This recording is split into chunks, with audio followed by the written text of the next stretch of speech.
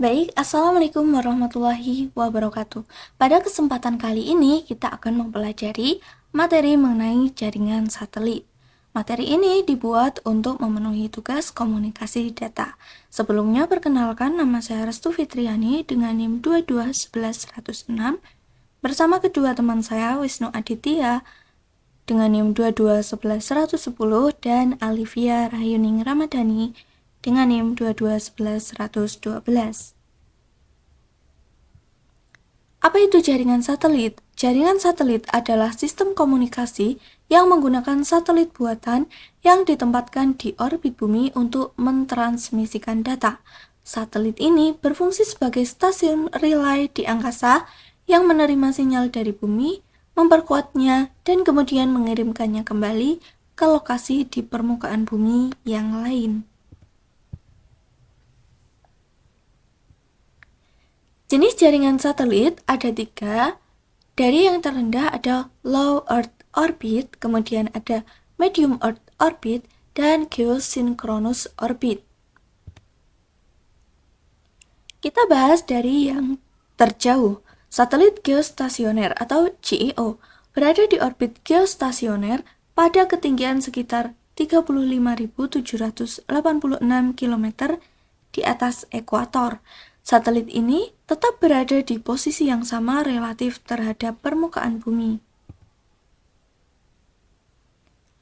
Yang kedua, satelit orbit rendah atau LEO berada di orbit rendah pada ketinggian antara 160 hingga 2000 km di atas permukaan bumi.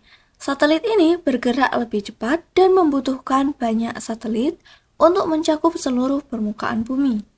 Yang ketiga, satelit orbit menengah atau MEO berada di antara orbit rendah dan geostasioner pada ketinggian antara 2000 hingga 35.786 km.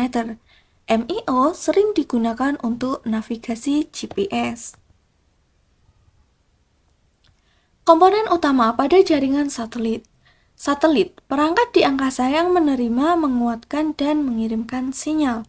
Stasiun bumi, stasiun yang ada di permukaan bumi yang mengirimkan dan menerima sinyal dari satelit. Pusat kontrol jaringan bertanggung jawab untuk mengendalikan operasi satelit dan memastikan komunikasi yang efektif. Mekanisme kerja pada jaringan satelit. Uplink, sinyal dikirim dari stasiun bumi ke satelit, pengolahan sinyal di satelit, satelit menerima sinyal uplink, memperkuatnya, dan mengubah frekuensinya untuk menghindari interferensi. Downlink, sinyal yang telah diproses dikirim kembali ke stasiun bumi lain yang menjadi tujuan. Kelebihan jaringan satelit. Yang pertama yaitu cakupan luas. Mampu mencakup area yang luas termasuk daerah terpencil dan lautan.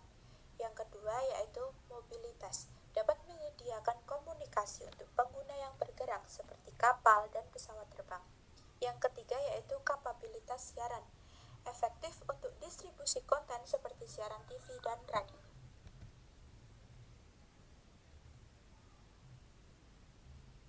Kekurangan jaringan satelit. Yang pertama, karena biaya tinggi. Peluncuran dan pemeliharaan satelit memerlukan biaya yang sangat tinggi. Yang kedua yaitu latensi tinggi. Terutama pada satelit geostasioner, latensi dapat menjadi masalah karena jarak yang sangat jauh antara satelit dan permukaan bumi. Yang ketiga, yaitu kerentanan terhadap gangguan. Cuaca buruk, interferensi sinyal, dan kerusakan satelit dapat mempengaruhi kualitas komunikasi. Aplikasi jaringan satelit. Yang pertama pada telekomunikasi. Penyedia layanan telepon dan internet di daerah terpencil. Yang kedua yaitu navigasi, sistem GPS yang mengandalkan satelit untuk menentukan lokasi.